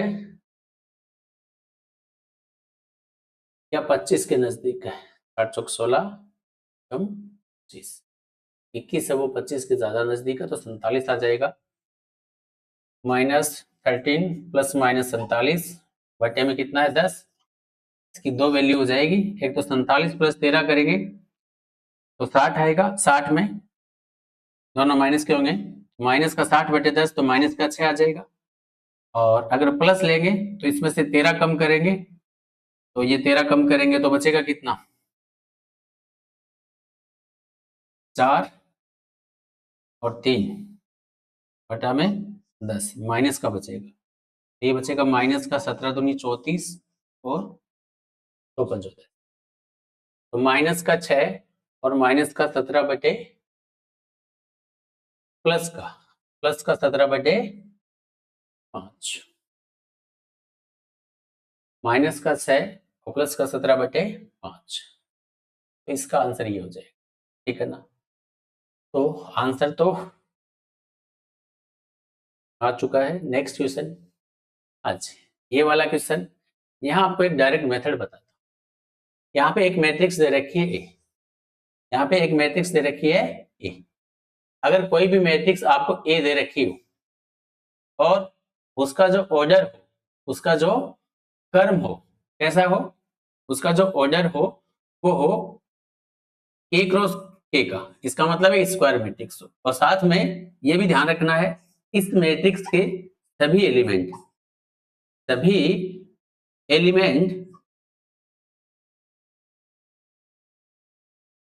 1 होने चाहिए, 1 होने चाहिए, ये ध्यान रखना है। सभी एलिमेंट कैसे होने चाहिए 1, जैसे यहाँ पे ये 2 क्रॉस 2 की मैट्रिक्स है और सारे एलिमेंट 1 है, वैसे 3 क्रॉस 3 की भी हो सकती है, 4 क्रॉस 4 की भी हो सकती है, लेकिन सारे एलिमेंट 1 होने चाहिए। तब वहां a की पावर n बताना हो, a की पावर n, जैसे यहाँ a की पावर 100 पूछ रखी है, a की पावर n पूछना, तो आपको करना क्या है, a की पावर n माइनस 1 इंटू में मैट्रिक्स ये करना है। यहाँ पे k क्या है, ऑर्डर है, k क्या है यहाँ पे मैट्रिक्स का कर्व है, ऑर्डर है, ठीक है ना। मैट्रिक्स का वो क्या है, कर्व। n क्या है, जितनी पावर हमें पूछी है, हमें पूछा यहाँ पे a की पावर 100, हमें क्या पूछा गया, a की पावर 100, ठीक है ना, a की पावर 100 पूछा गया है।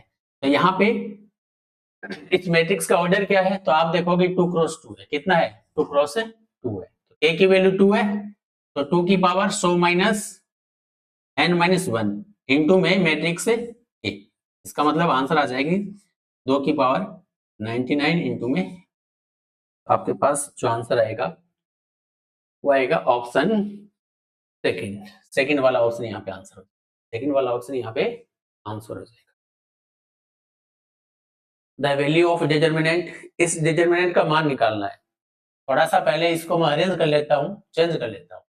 फर्स्ट कॉलम को चेंज करूंगा मैं, फर्स्ट कॉलम की जगह मैं फर्स्ट और थर्ड को जोड़ के सेकंड माइनस कर दूंगा, तो फर्स्ट और सेकंड थर्ड को जोड़ के सेकंड माइनस करूंगा, ए बी माइनस करूंगा तो बी बचेगा, सी बचेगा, बी सी माइनस करूंगा तो ए बचेगा, और सी ए माइनस करूंगा तो बी बचेगा। अब क्योंकि फर्स्ट वाला कॉलम चेंज हो चुका है तो अब ये यूज नहीं होगा। अब सेकंड को मैं चेंज करना चाहता हूं तो मदद केवल सेकंड और थर्ड की ले सकता हूं, तो सेकंड में से थर्ड को माइनस कर दो, ए बी से ए माइनस करेंगे तो बी बचेगा, बी सी में से बी माइनस करेंगे तो सी बचेगा, सी ए में से सी माइनस करेंगे तो ए बचेगा। तीसरा वाला जो कॉलम है उसको सेम का सेम लिख लो। अब करना कुछ नहीं है, किसी भी एक रो या कॉलम के रेस्पेक्ट में इसका विस्तार कर दो, तो कर देते C square minus A B, C square minus A B minus B, A C minus B square, A C minus B square plus A square minus B C plus A square minus B C. थोड़ा सा simplify करो इसे, सी square को सी से गुणा करेंगे C cube minus A B C minus minus plus B cube plus A cube minus A B C, A cube B cube C cube को एक जगह करो, तीनों ही प्लस के हैं, और माइनस का एबीसी, माइनस का एबीसी, माइनस का एबीसी, तो माइनस के 3 एबीसी। आपके सामने जो आंसर बना वो ऑप्शन डी है। चौथा ऑप्शन यहाँ पे आंसर होगा, लेकिन यहाँ थोड़ा सा ध्यान दो, तो क्वेश्चन में मिस्टेक है, ऑप्शन है वो गलत लिख रखा है। यहाँ पे जो पावर है वो ए की पावर 3 है, A cube plus B cube plus C cube है, ए स्क्वायर नहीं है, तो गलती से ये स्क्वायर बनाया, ठीक है ना। तो यहाँ पे ए क्यूब है, एग्जाम में क्वेश्चन गलत आया है ऑप्शन। यहाँ इस क्वेश्चन को हम एबीसी की कोई वैल्यू अज्यूम करके भी हल कर सकते हैं। शर्त ये एबीसी का मान बराबर मत रखना, कि ऐसी कोई वैल्यू मत लेना कि इसका डिटर्मिनेंट 0 आ जाए, क्योंकि इसका 0 आने का मतलब है कई ऑप्शन मैच हो जाएगी। एबीसी का डिफरेंट वैल्यू लेनी है, कोई भी 3 मान अलग अलग लेना है। ये वाला क्वेश्चन ए भी है, वो स्क्वायर मैट्रिक्स है 3x3 की, और आपको ए का डिटर्मिनेंट दे रखा है -1 और बी का डिटर्मिनेंट दे रखा है +3, और साथ में ऑर्डर दे रखा है, ऑर्डर है, कर्व है, वो दे रखा है 3x3 है, यानी कि 3x3 की है, 3 ऑर्डर की है। आपसे पूछा यहां पर 3, ये पूछा गया है। तो यहां पे ध्यान देना, ए और बी को, इसको अगर हम तोड़े तो ए और बी को जब इंटू करते हैं तो क्या बनेगा, फिर यहाँ पे 3 इंटू में है। तो एक आइडेंटिटी यहाँ पे याद रखना आपको, जब भी किसी मैट्रिक्स को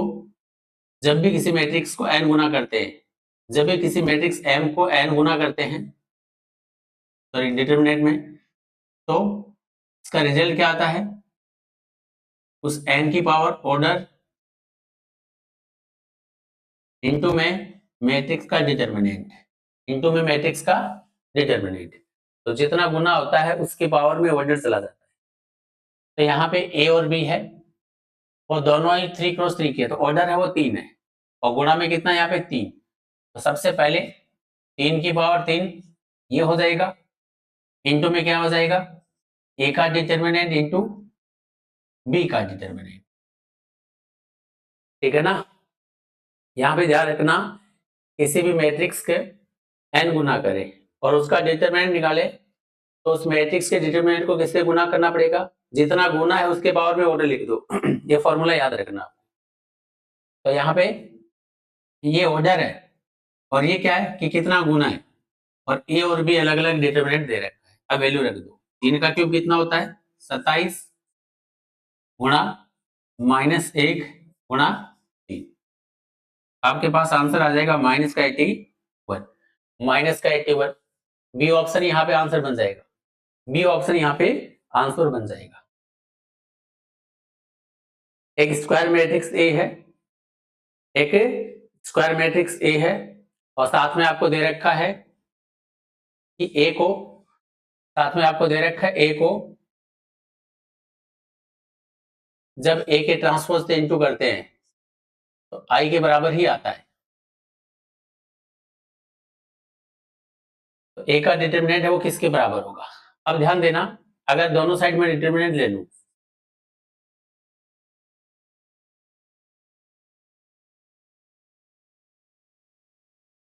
और इसको मैं अलग अलग लिख सकता हूं, ए का डिटरमिनेंट इंटू ए के ट्रांसपोज का डिटरमिनेंट बराबर, यहाँ पे 1 लिख रहा हूं मैं, क्योंकि कोई भी आइडेंटिटी मैट्रिक्स होती है उसका डिटरमिनेंट हमेशा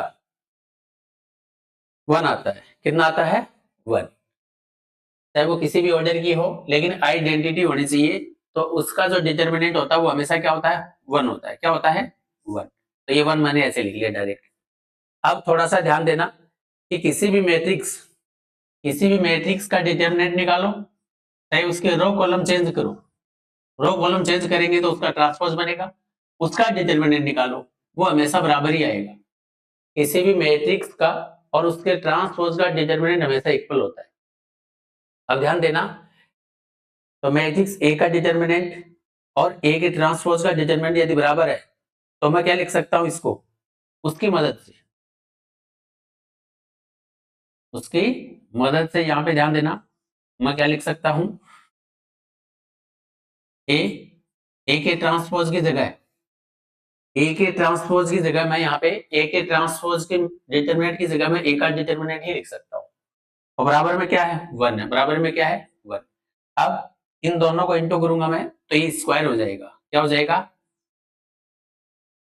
ए के डिटरमिनेंट का स्क्वायर किसके बराबर है, +1 के। स्क्वायर हटेगा तो उधर प्लस माइनस स्क्वायर रूट लग जाएगा, तो ए का डिटरमिनेंट आ जाएगा प्लस माइनस स्क्वायर रूट 1 और 1 का स्क्वायर रूट होता है 1। इस प्रकार यहाँ पे आपका जो आंसर बनेगा वो बनेगा +-1। क्या बनेगा, +-1। थोड़ा सा इसको रिपीट करूं, a इंटू ए का ट्रांसपोज है वो i के बराबर है, वो गिवन। मैंने दोनों साइड में डिटरमिनेंट लिया, दोनों साइड में क्या लिया मैंने, डिटरमिनेंट लिया है। फिर यहाँ a इंटू में a का ट्रांसपोज है तो ये अलग अलग हो जाएंगे प्रॉपर्टी से। फिर आइडेंटिटी का जो डिटरमिनेंट होता है वो हमेशा क्या होता है, 1 होता है, लिख लिया। फिर ए के ट्रांसपोज की जगह मैंने ए का डिटरमिनेंट कैसे लिख लिया, ए के ट्रांसपोज के डिटरमिनेंट की जगह मैंने ए का डिटरमिनेंट कैसे लिख लिया, क्योंकि मुझे ये पता है प्रॉपर्टी होती है कि किसी भी मैट्रिक्स का डिटरमिनेंट निकालो, सारणिक मान निकालो, या उसके ट्रांसपोज का सारणिक मान निकालो, वो हमेशा ही क्या होता है, बराबर होता है। क्या होता है, बराबर। तो इसकी मदद से इस क्वेश्चन का आंसर मैंने निकाल लिया। अच्छा, आपको यहाँ पे बताना है इसका ए इनवर्स। इसका मैं आपको बेसिक तरीके से इसका आंसर बताता हूँ। किसी भी मैट्रिक्स का इनवर्स निकालने के लिए उस मैट्रिक्स के एडजॉइंट में उस मैट्रिक्स के डिटरमिनेंट का भाग दिया जाता है, और उस मैट्रिक्स का एडजॉइंट किससे निकाला जाता है, उस मैट्रिक्स के प्रत्येक एलिमेंट के कोफैक्टर का एक मैट्रिक्स बनेगा और उसका क्या करना पड़ेगा, ट्रांसपोज। तो कोफैक्टर की मैट्रिक्स के ट्रांसपोज होता है, वो होता है एडजॉइंट। तो एडजॉइंट निकालूंगा पहले मैं। एडजॉइंट के लिए मैं एक ट्रिक बताता हूँ। मैट्रिक्स लिखो 0 0 1 0 1 0 1 0 0 1 0 0। अब पहले दो कॉलम है उनको रिपीट कर दो, पहले दो कॉलम को रिपीट कर दो। अब जो पहली दो रो बनी है उनको रिपीट कर दो नीचे। आपको एक आसान तरीका यहाँ पे जो आपका आंसर जल्दी बनाएगा, फर्स्ट वाली कॉलम और रो को कैंसिल कर दो। अब यहाँ पे 2 क्रॉस 2 की मैट्रिक्स के हिसाब से डिटरमिनेंट निकालो इनके। तो 1 into 0 0 into 0 0 0 into 0 0 -1 0 0 0 -1 0 into 0 0 into 0 1 into 1 1 into 0 0 into 0 और 0 इंटू 1 0 0 इंटू 0 0। आपके पास एक ये बन गया, ये मैट्रिक्स बन गई। ये मैट्रिक्स किसकी है, ये मैट्रिक्स आपकी है कोफैक्टर की। इस मैट्रिक्स ए के जितने भी एलिमेंट है उनके जितने भी कोफैक्टर है उन कोफैक्टर की मैट्रिक्स ये है। और इसका जो ट्रांसपोज करूंगा ना मैं, इसका ट्रांसपोज करूंगा वो एडजॉइंट होगा। इसका ट्रांसपोज का मतलब रो कॉलम चेंज कर दूं तो 0 0 -1 0 -1 0 -1 0 और 0। तो मैंने रो और कॉलम चेंज कर दिए इसके। फर्स्ट वाले रो को मैंने कॉलम बना दिया, सेकंड को कॉलम बना दिया, थर्ड को भी कॉलम बना दिया। तो ये हो गया एडजॉइंट। और इस एडजॉइंट में भाग दे दो किसका, इसके डिटरमिनेंट का। इसका मैट्रिक्स ए का डिटरमिनेंट है और इसका डिटरमिनेंट मैं निकालूंगा। इसका डिटरमिनेंट किसी भी फर्स्ट रो या कॉलम के, अगर इसका डिटरमिनेंट मैं निकालना चाहूं तो इसके 0 इसके 0 1 इंटू में 0 इंटू में -1, तो ये आ रहा है माइनस का 1। कितना आ रहा है, -1। तो -1 से डिवाइड करूंगा तो ये ए इनवर्स आ जाएगा। क्या आ जाएगा, ए। ऊपर से माइनस कॉमन लूंगा, नीचे से -1 है, डिवाइड करेगा तो ऊपर प्लस का बन जाएगा। तो मेरे पास जो आएगा वो आएगा 0 0 1 0 1 0 1 0 0। ये माइनस कॉमन आ जाएगा, इधर माइनस का भाग करेंगे, माइनस माइनस से कट जाएगा, तो मेरे पास वापस वही मैट्रिक्स बन जाएगी जो इसमें दे रखी है। इसका मतलब ये मैट्रिक्स है, ये वाली मैट्रिक्स है वो तो किसके बराबर आ गई, तो यहाँ जो ए का जो ट्रांसपोज है, सॉरी ए का जो इनवर्स है वो तो मैट्रिक्स ए के बराबर ही आ गया। इसका मतलब इसका जो आंसर होगा वो ऑप्शन सेकंड होगा। तो थोड़ी सी कैलकुलेशन है, बेसिक तरीके से मैंने बताया कि किसी भी मैट्रिक्स का एडजॉइंट कैसे इनवर्स कैसे निकालते हैं। एडजॉइंट में डिटरमिनेंट का भाग देते हैं। एडजॉइंट कैसे निकालते हैं, उस मैट्रिक्स के कोफैक्टर की मैट्रिक्स का क्या करते हैं, ट्रांसपोज। क्या करते हैं, ट्रांसपोज। तो इसका ट्रांसपोज वो ये है, ये वाला, और उस ट्रांसपोज में हम भाग किसका देंगे, डिटरमिनेंट का। -1 कहां से आया, ए का डिटरमिनेंट, और इसमें इसका भाग देने के बाद ए का इनवर्स आ जाएगा। ये तो हो गया सीधा तरीका। एक तरीका यहाँ पे अप्लाई और कर सकते हो, क्या कि यहाँ पे आप ए स्क्वायर निकालो, ए स्क्वायर निकालो। यदि वो आइडेंटिटी के बराबर आ जाता है, यदि वो आइडेंटिटी मैट्रिक्स के बराबर आ जाता है तो समझ जाना उसका इनवर्स है वो ए के बराबर ही होगा। यदि ऐसा होता है, यदि ऐसा होता है तो ये होगा।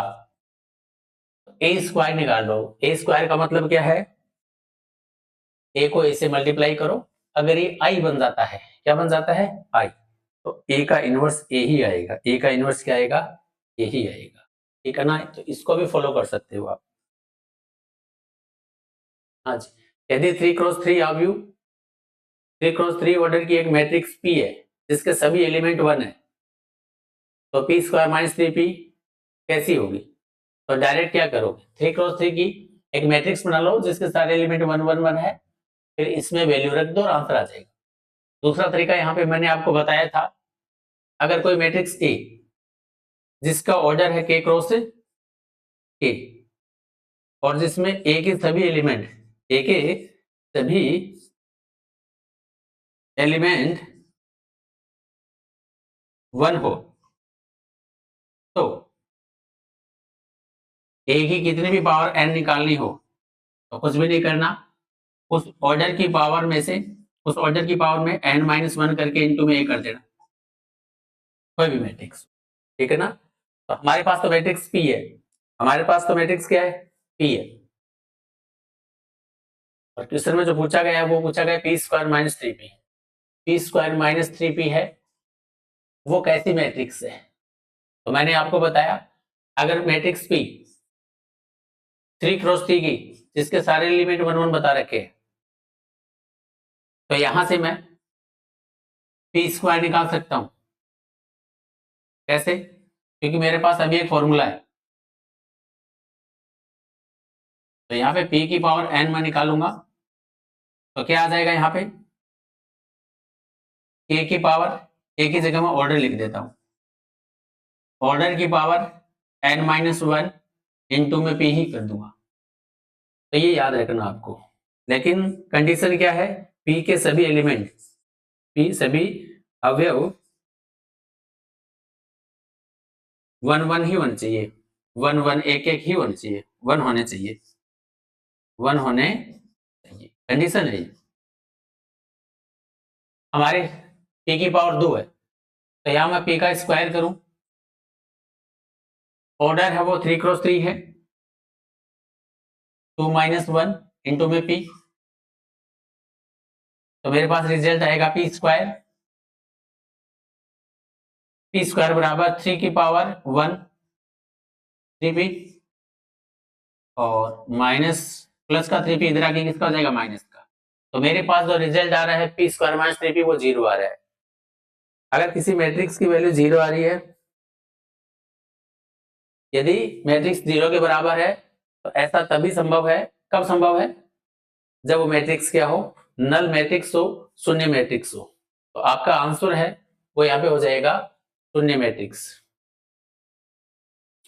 Null matrix. आसान क्वेश्चन है, या फिर आप ऐसा करना, जो मैट्रिक्स p है वो अपनी तरफ से यहां बना लेना, 3